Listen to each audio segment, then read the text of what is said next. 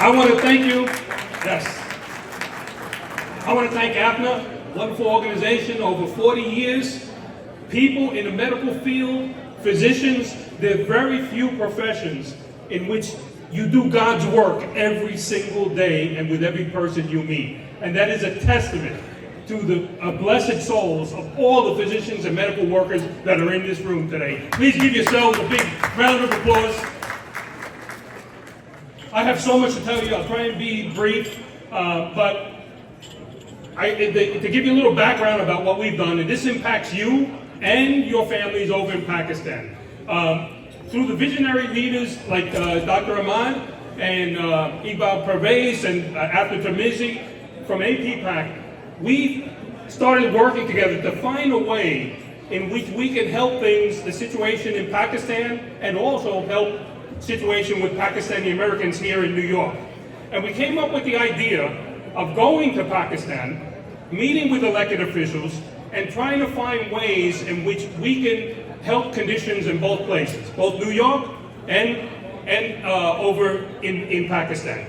And we didn't know what we were going to find. We didn't know what reception we were going to find when we went down there. We went a year ago in November, just exploratory, speaking to elected officials. And what I found down there was lovers of freedom, people who with open arms welcomed us there, and we started planting the ideas of creating sister-state relationship. Now the problem with Pakistan is that the relationship with the United States takes like 2 steps forward and 3 steps back at times. And normally what happens is Pakistan helps out the United States a lot, is really good with us, does things that we need when there's geopolitical problems.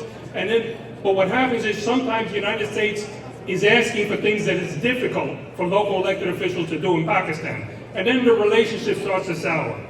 So my idea was that if we can use a concept based in our Constitution here in the United States, when the United States was formed, every state agreed to create the United States as long as they retain their ability, their sovereignty, to negotiate deals with other countries and do international trade with other countries. So remember, New York State was actually a country before it was the United States, and they agreed to get together. So using that concept, we figured we would go down, APPAC members, myself, and start talking to elected officials down there about creating laws on both sides to codify a sister-state relationship. Not Pakistan to the United States, but Punjab to New York, Sindh to New York, various areas in state to state. Because this way, any agreement we reach has nothing to do with geopolitics, has nothing to do with wars going on in the area or what the United States is. All it has to do with is what benefits Pakistan and what benefits New York State. So among the projects that we have reached agreements on in the medical field, in economic development, and we also helped some immigration issues as a result with Pakistan. This week, we are having a premiere. What we did is we produced a documentary about our trip to Pakistan with APPAC and with all the wonderful leaders. We're inviting all the Pakistani leaders from New York to come to the Bolton Theater. On your table, you're going to find an invitation. And if you don't want to carry the card home, there's a QR code. Just scan it and save it on your phone. And if you want to attend, please register. It's free of charge. But that documentary will explain everything that's happening and the agreements that we're having. We went back, after we came back home after that trip, we started to work on the agreements. And we're working on an issue where Pakistan has an abundance of nurses that they produce, and New York State has a shortage of nurses. You're all in the medical field, so you know.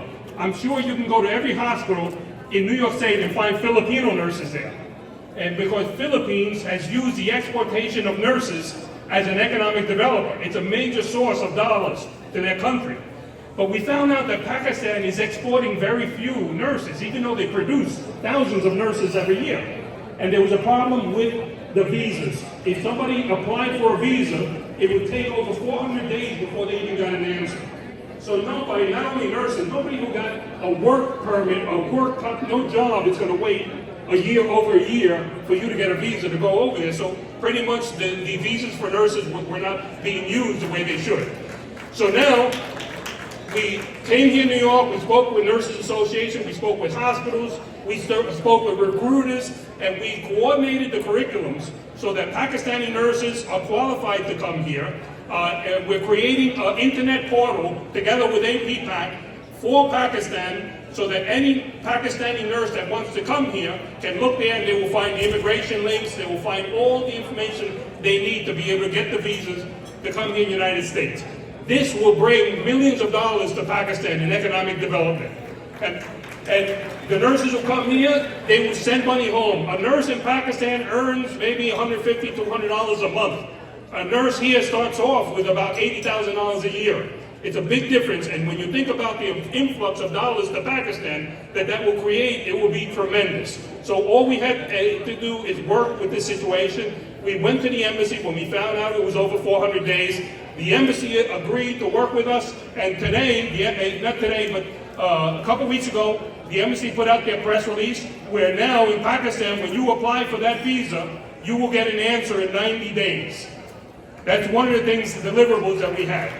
So, again, I don't want to prolong because I know we have a lot of other speakers. I want to show you a quick trailer, it's less than 1 minute, of the documentary that we're going to have. So if we can please just play that, and then we'll close it out, but I hope that we all see you at this documentary.